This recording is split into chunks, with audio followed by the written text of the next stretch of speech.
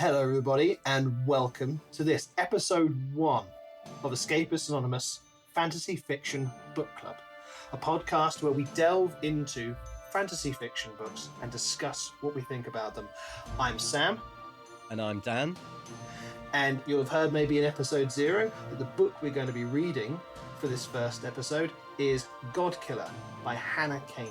And for this first episode, we're going to be covering from the prologue up to chapter 19, so roughly halfway through the book.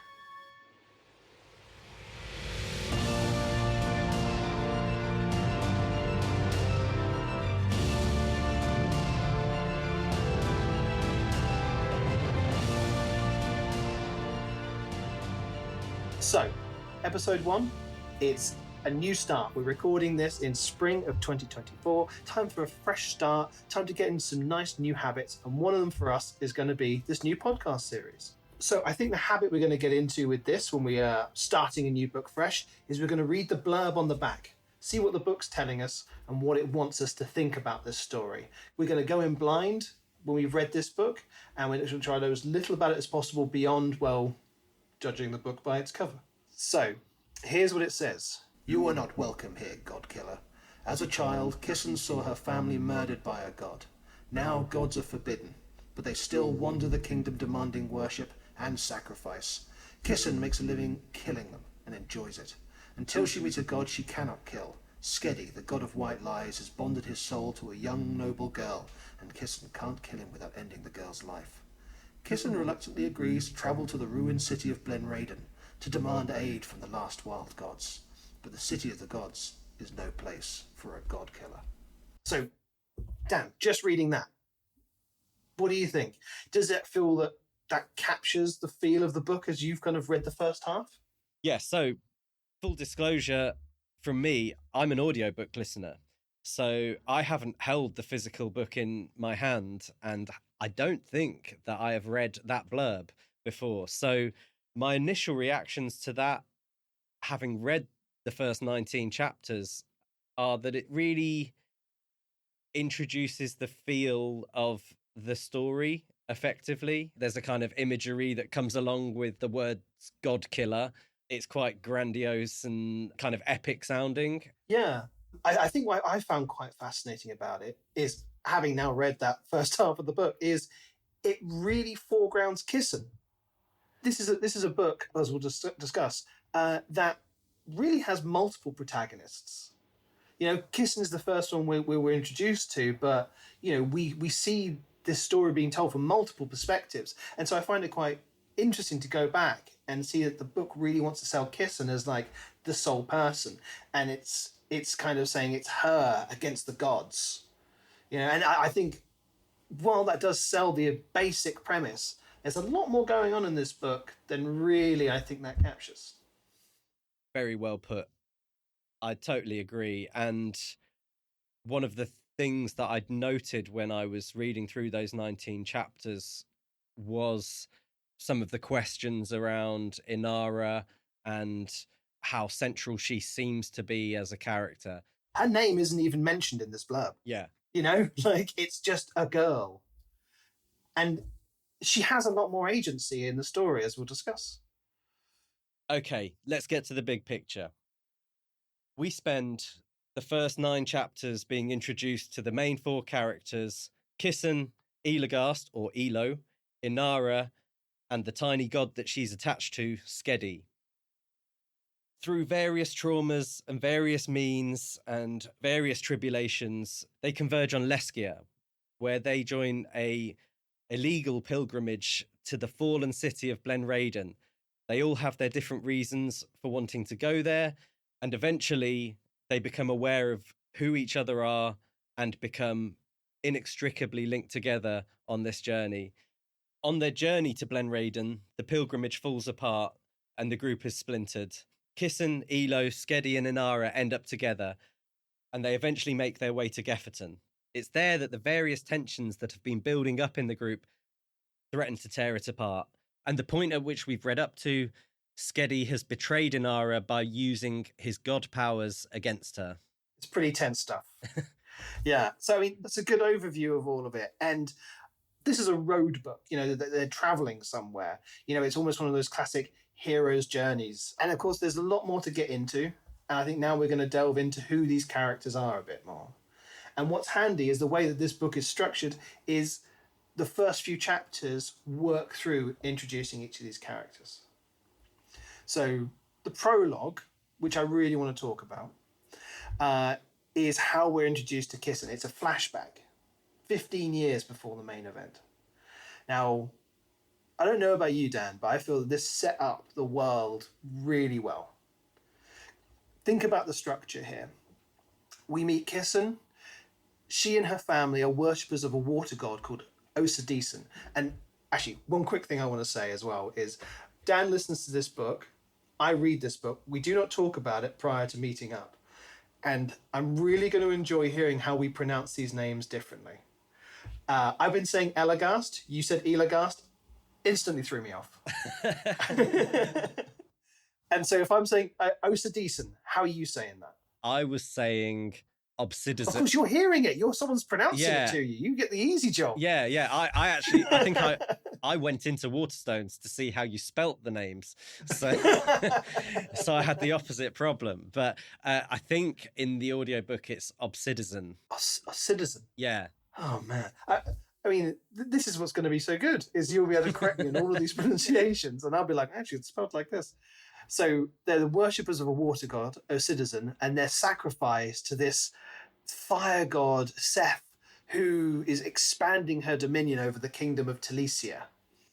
And Kissen and her family are going to be burned to death in order so Seth can get greater power. Now, what we are told immediately in this prologue is this is how the gods work. They're battling for power, they're battling for control.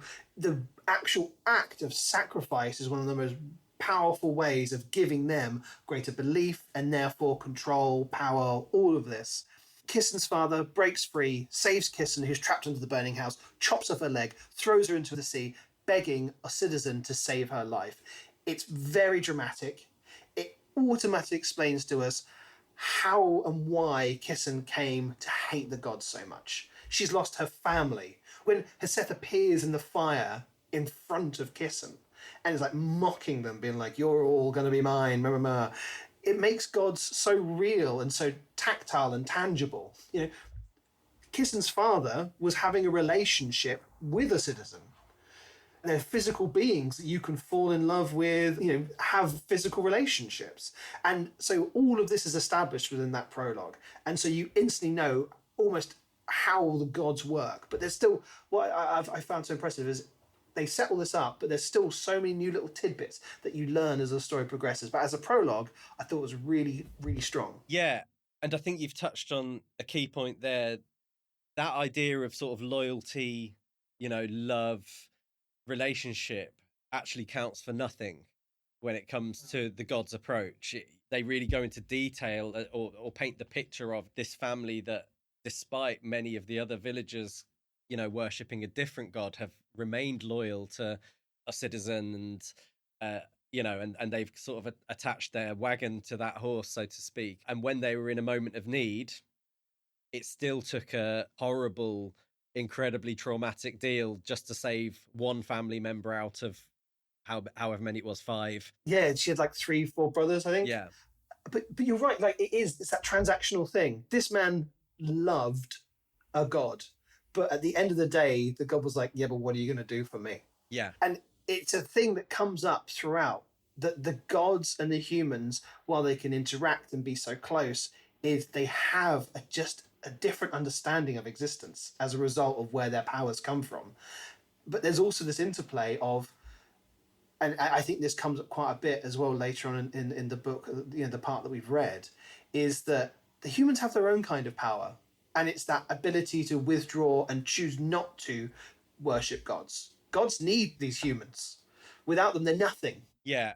There was just a small quote that kind of stood out to me in that prologue, and it's the phrase "gods love martyrs," and that idea that it is all about they only love you when you're willing to sacrifice yourself to them. Yeah, which I think is a really strong theme. It definitely doesn't give a positive first impression of gods in general, I think.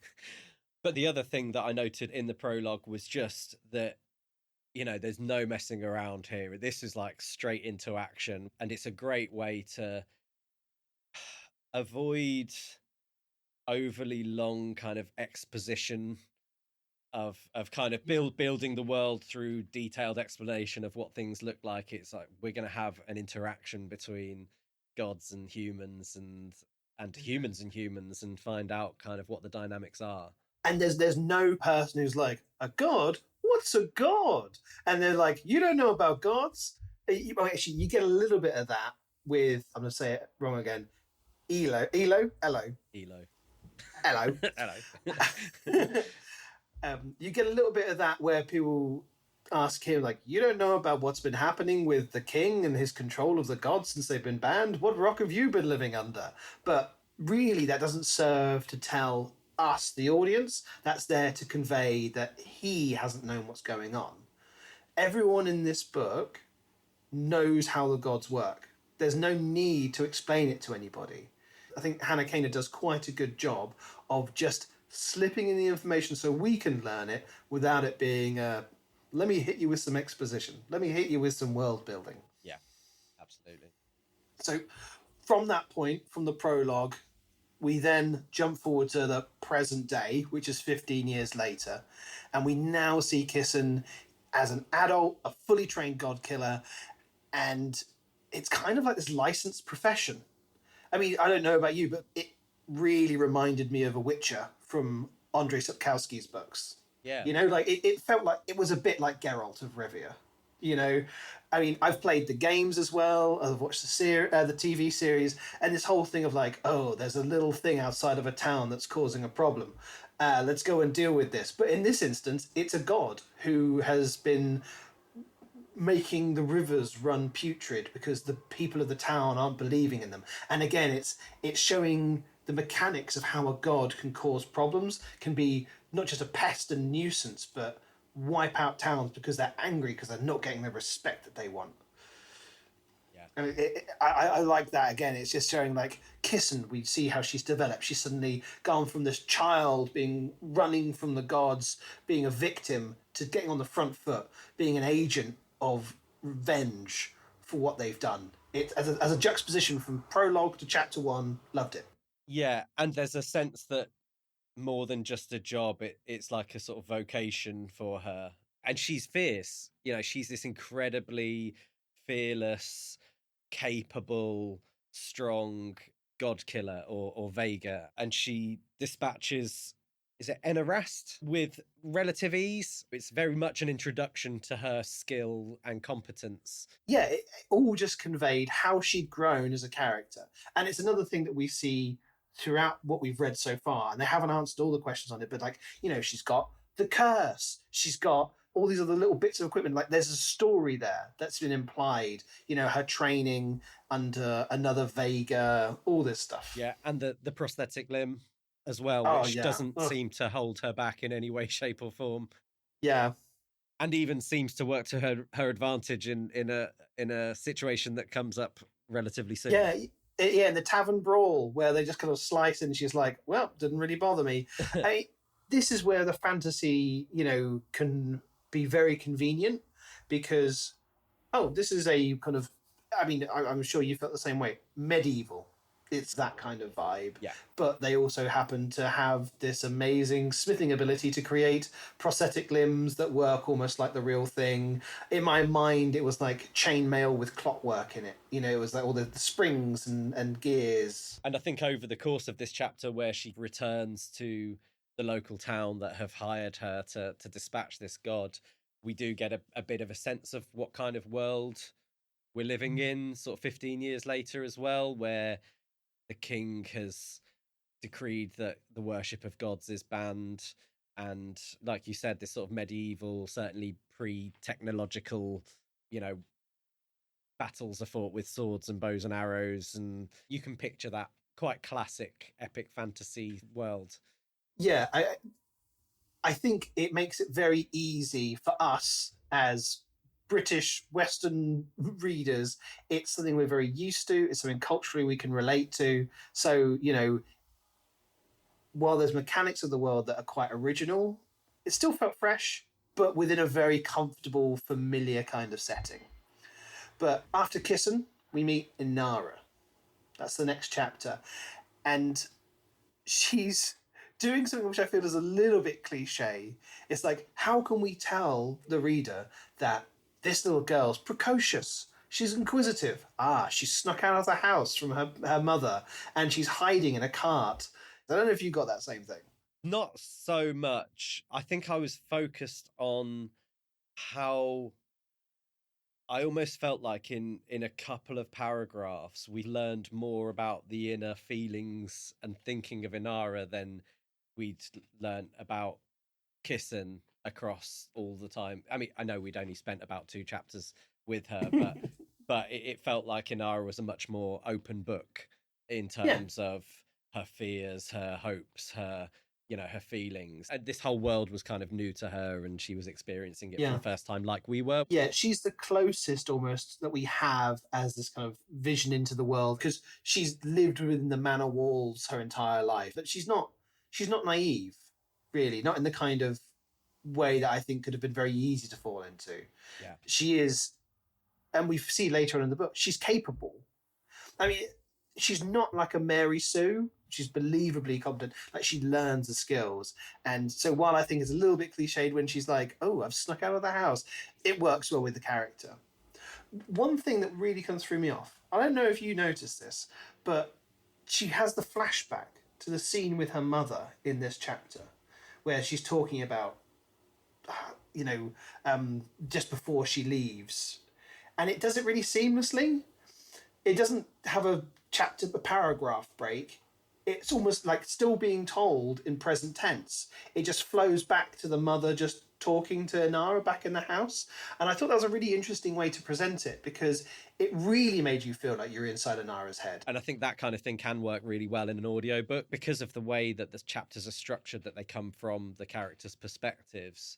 It just kind of all worked in that way. But I'd forgotten really there that we're introduced to Lady Kreia as well in that chapter as this character that we don't get to know a lot about, but her name comes up regularly throughout, and I wonder whether there's much more that we might find out about her later on. But there's the mystery, isn't there? Because, that whole anchor for Inara, the thing that would have allowed Kissen to take her back to her mother, and say, like, you're going to stay back in the manor, and you don't get that kind of motivating push that the plot needed. It's all cut away. There's no manor. There's no Lady Kreia anymore. It's all gone, and it does leave you asking questions. Why? Who are these people? Who are this other? These knights working for this other noble who've burned down the house? There's so much more going on, and it does leave it as a bit of an open question at this point. But I think Hannah Kaner does a good job of making us feel like every single character we're introduced to in these opening chapters, they've got the motivation. We understand what it is, and we have questions about learning about more, because they've all got those traumatic pasts. We might have seen a bit of Kissen's, but there's a gap in time.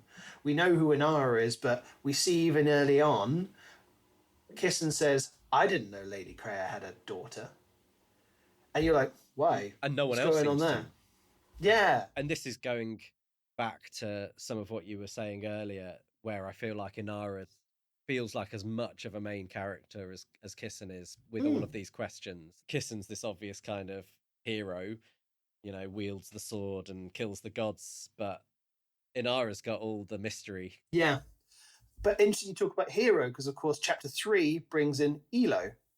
And another classic hero thing is like, I'm done with that. It's all in my past. I can't go back to it anymore. I'm just a baker now. Don't you see?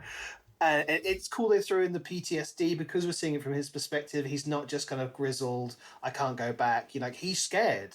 We instantly feel he's not just the white knight paladin who can do no wrong. He's clearly made mistakes. He has huge regrets, and we learn about all of this in this opening chapter. Again, it's the strength of Hannah Kaner. I think either she's been editing this over and over again. She's had really good instincts with how to introduce characters, because Elagast is instantly a well-rounded person, and even more so when his good old buddy King Aaron arrives. and kind of was like, the place we saw we'd never go back to. You got to go back there. Yeah, I think the sort of complexity of Elo is around his. He wants to enjoy the life that he's living. He wants to be able to be grateful for it, and the fact that he's, there's obviously some trauma in his past. He's survived it. He's now got a life that brings him a decent living and a roof over his head, and he doesn't not enjoy the baking stuff, but it's just not giving him something that he craves.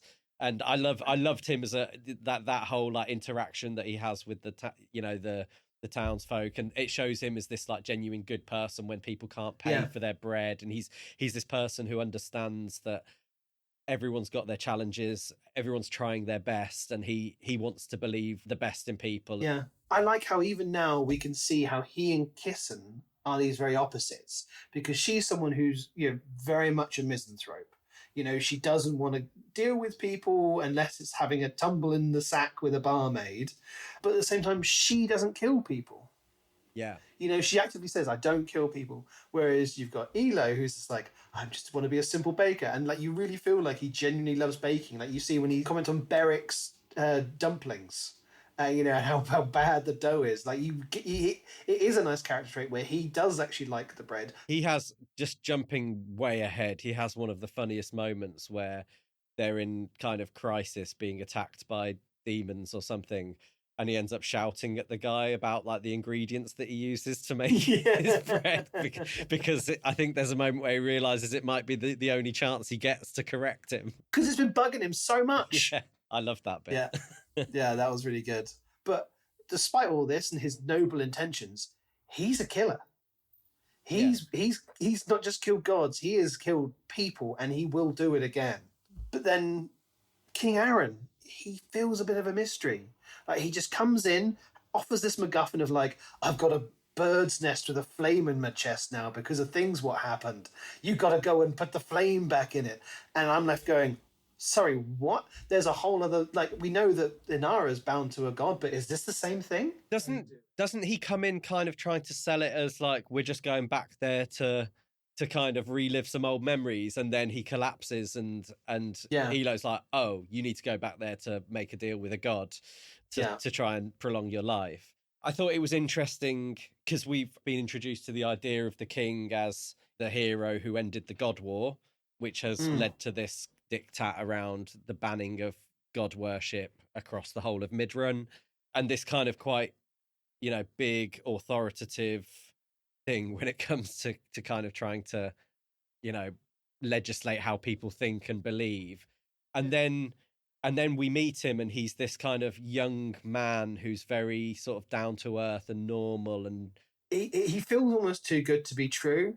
Do you know what I mean? He's this golden boy. He's a King Arthur, like a Disney's King Arthur.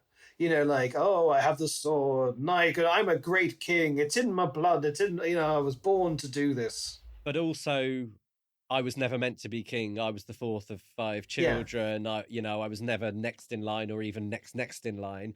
But that's not how he's seen, though, is it? Like, there's almost this public image that he comes even fronting up to Elo when he arrives. It's like, hey, it's me. And then is that facade falls away, and then suddenly he's the 5th in line. He's that weakened young man. And he's willing to help him make bread and, feed the villagers and stuff.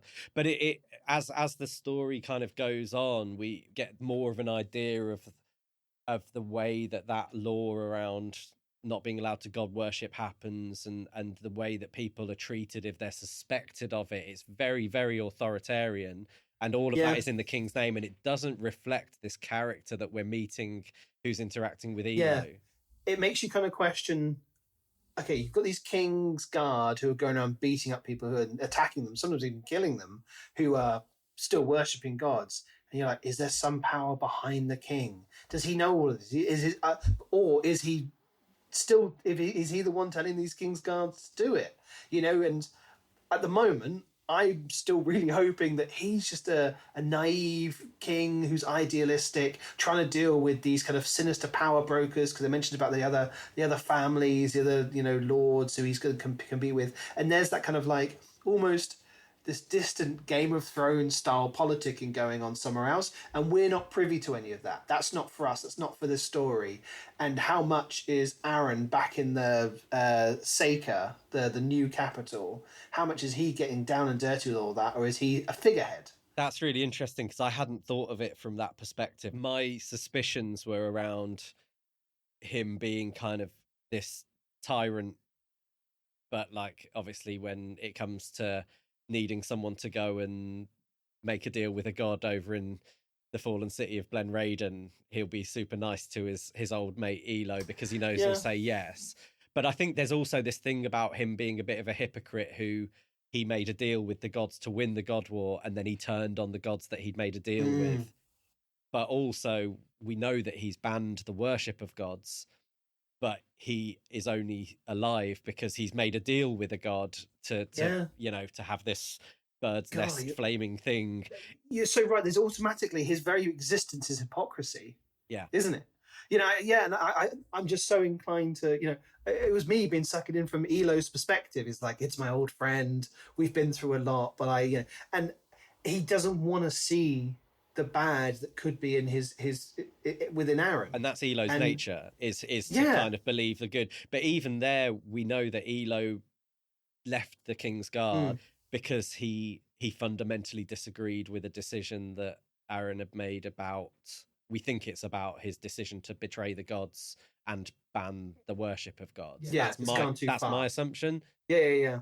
God, makes me more suspicious of Aaron now. You think you know a guy.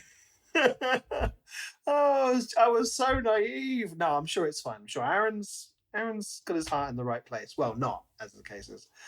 So the next chapter is where we jump to Skedi's point of view, which I was surprised by. I wasn't expecting for us to have chapters from his point of view because he's kind of in Inara's because they're bonded. But I think it's kind of interesting because it stops the gods from being these unknowable antagonists and entities. If one of them can be a central character, someone who we can relate to, we understand their motivation. I think it's so Hannah Kaner allowed for those later chapters when he betrays Inara. We understand why he's doing it. It's not just, it's because I'm a god and I'll always be a god and it's just what we do. In his mind, he thinks he's doing the right thing. And I also think it's done well for this chapter because it's when they see Inara's family home being burned down and Kissen immediately goes, "You did this. You're involved in this, Skedi." And because we're in his head from his perspective, we know he's telling the truth, that he wasn't. If we hadn't have been, maybe we'd have always have doubted him. And what Hannah Kaner wanted was for us to be on his side from early on. Yeah, I think this whole chapter where obviously Inara's family home is burned down, we get a bit more of a sense of Inara as well. I think that idea that she is from, a very wealthy, noble family, she is very fond of her mother, but maybe her closest relationship is with some of the staff who she had, who perhaps were more involved in her day-to-day, Lady care Claire did seem quite distant, like loving, but because of the way she treated Inara, kept her locked away, was always off sailing and being involved in the politics, she couldn't help but be more distant. Yeah. But I think the main mystery is that there's this group of 20 or so soldiers and no explanation whatsoever as to why they're burning down the house, and Skedi and Inara have no clue at all, no idea that this type of danger might be on the horizon, and it's this kind of additional added mystery to Inara or the Kreia family or Skedi, or is it something to do with who Inara's father is, or all of these questions that float around that. But then the characters are all drawn together, like Kissen, Inara and Skedi are now going to meet up with Elo in the city of Leskia. But on the way, we learn a bit more about Kissen's backstory with the introduction of Yatho and Tele. Lovely characters. They kind of, these balances to Kissen. They all came up in this orphanage under Mamie together. And it is that kind of, you suddenly see that Kissen has a home. It's a chosen family, and it's a really loving, safe place. And it's nice to see that grounding for Kissen. Yeah, we get this opening up of Kissen's backstory, which I've been kind of waiting for. You know, what happened in those 15 years that we've missed. But there's some quite emotional stuff there, really, around that relationship between the three of them. Kissen went back to rescue them. We find out that they were in Blenraiden when the God War was happening. Didn't have to go back, but she went back for them and rescued them, and there's this kind of strength of connection between the three of them. We find out that Kissen, I think, was in love with Yatho, but that was kind of unrequited, and that perhaps has knocked Kissen's self-esteem as well. She's so vulnerable. Yeah, she becomes this three-dimensional human rather than just this kind of warrior god killer. Yeah.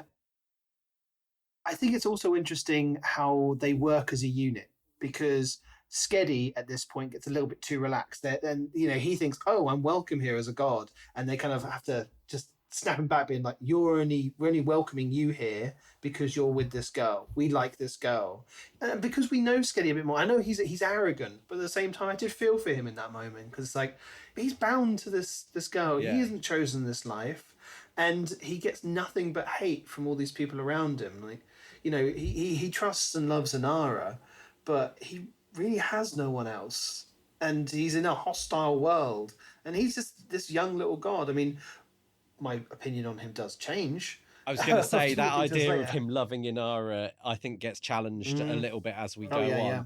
I mean, I think when it suits him, there's a very sort of strong bond between them. But I think our interactions with him, the main thing that I take away from them is this sort of self-preservation idea. Yeah. So then from that point, we're then launching off onto this pilgrimage. So Yatho goes and wrangles this link with the caravan being led by John. And there's this kind of, what's the name of the sinister guy who's going to their connection in the city? It's Canavar or something like that? Canavan. Yeah. Canavan's caravan.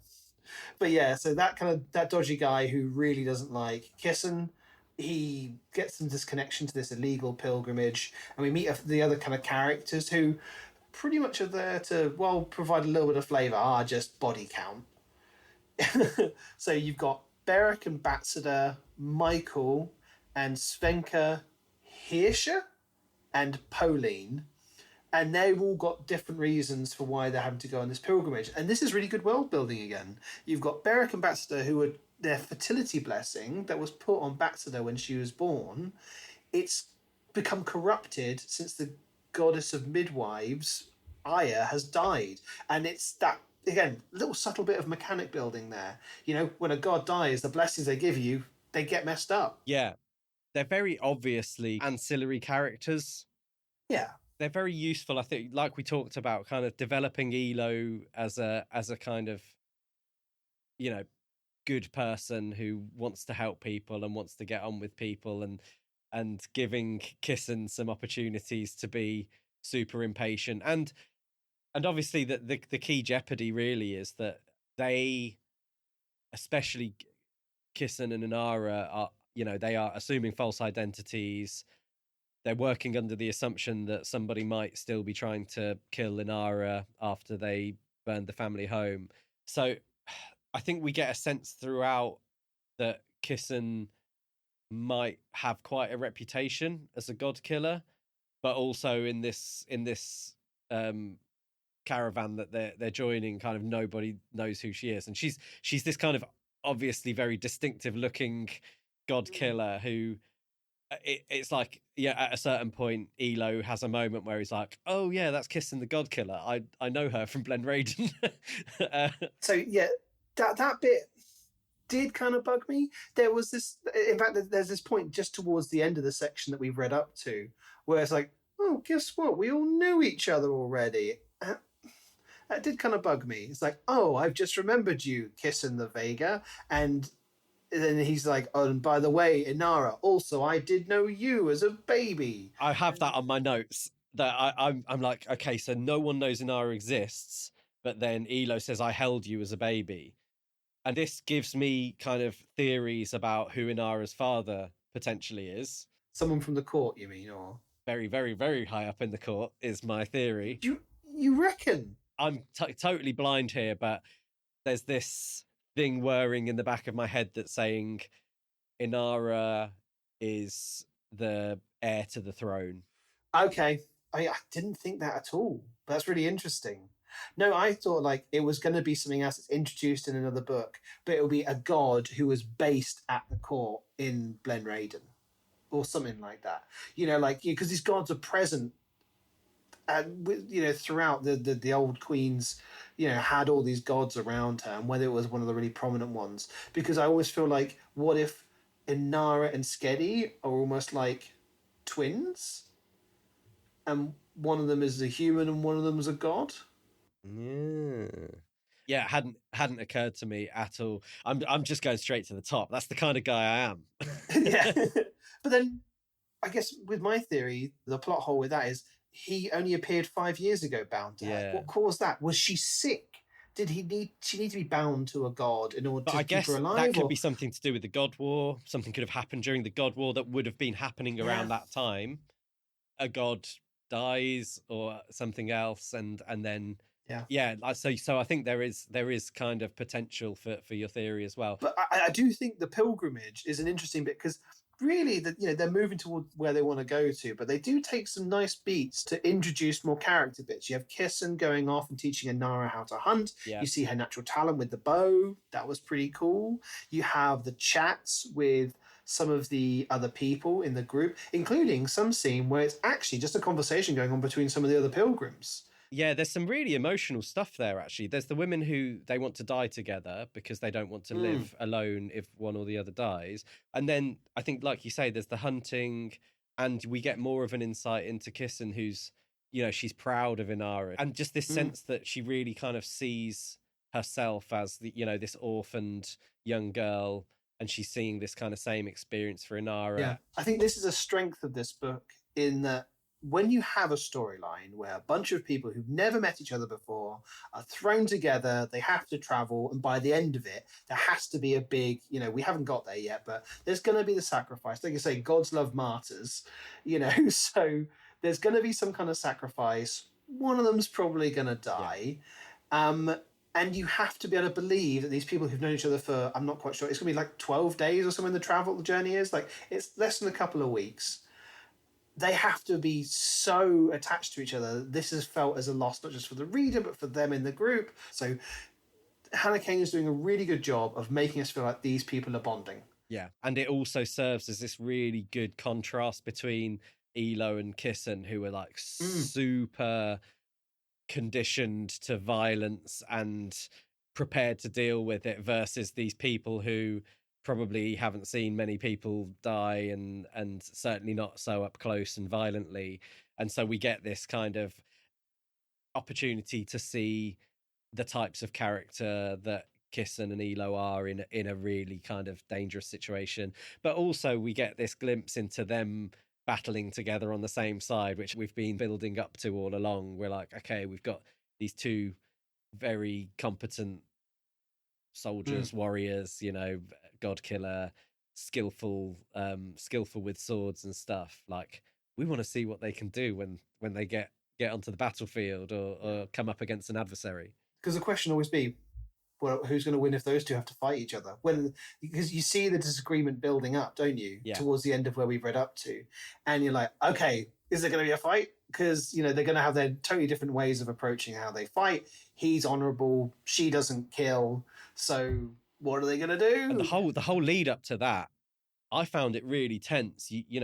You're so aware that Inara isn't in control of what she's doing, and Skedi has, he's used his power to take over Inara's actions and what she says, and you desperately want to shout out to Elo and Kissen, like, it's not her. Don't you see? Yeah. Because you really get that sense of violation.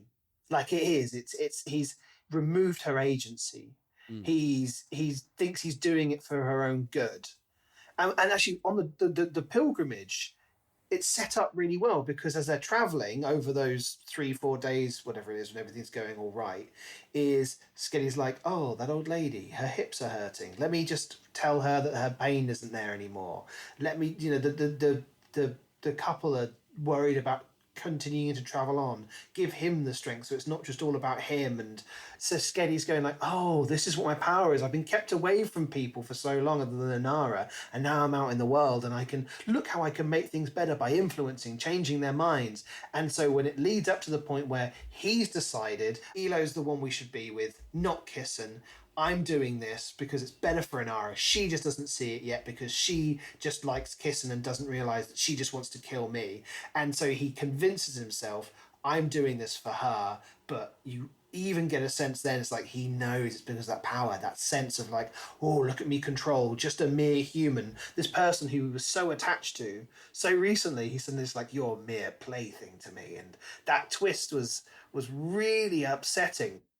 Yeah, it's a shame because despite Kissen's sort of hatred towards gods, we want to believe that there's more grey area in the world and that there's an opportunity for there to be good gods. And really, Skedi, he just gets drunk on the power that he's got, doesn't he? It kind of culminates just before he massively violates Inara's trust. It culminates in the palm reading, and she allows him, because he has those powers as a god, she allows him to kind of take over her to do the palm reading. And then we get the fight that, whilst we wanted to see them fight side by side, the question of who would win, you watch the Avengers movies, who would win in a fight between the Hulk and Thor, we get Kissen versus Elo, and it felt to me a little bit like Kissen ended up on top. I think it's what we all wanted. Feels like as the main, if the book's named after you, maybe you should. And then that's when we get Inara's own power. Because up until this point, you're like, she can see the auras, which I don't think we've actually really talked about yet. Like, Inara can see people's auras, their colours, but, everyone's read the book. They know what we're talking about.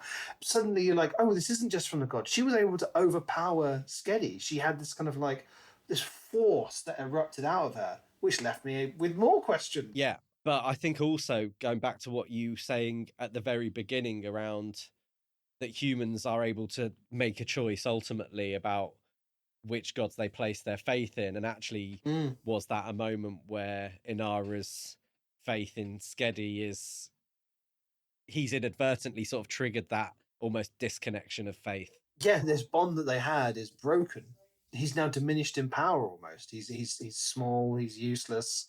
And I'm sure like he's probably going to come to understand that his power lies as much from Inara loving him as it is in believing in him. Yeah, I think you phrased that much better than I did. But then that's where we're up to in the storyline.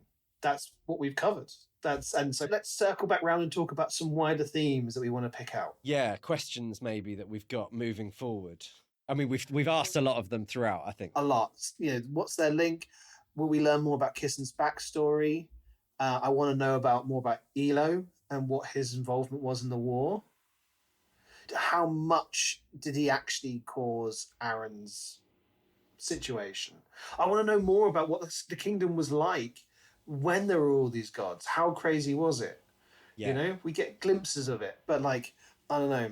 And with that early chapter where we have that tiny little flashback, is that how we're going to see it? Will there be a whole section of one of the later books that's actually, we're in the moment, we're seeing what the court was like with all these gods? Was it crazy? Yeah, I think my hope is that maybe, I'm assuming that the rest of this book is going to continue from these four characters' perspectives as we go chapter to chapter, but maybe the next book might have more from Aaron's perspective or something, and we get a view on what the court's like. But my questions are very much related to Inara. I think I'm intrigued as to certainly that question about who her father is.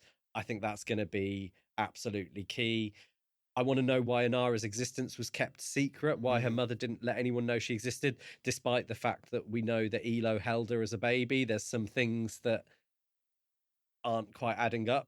And then obviously, why is Skedi attached and linked to her? What has Yeah. that got to do with all of this other stuff? Is that all connected? Is it something different? And is that going to result in Inara having some powers that we don't know or understand yet? I mean, how much? I mean, we've got how many? Like 150 pages or something like that left.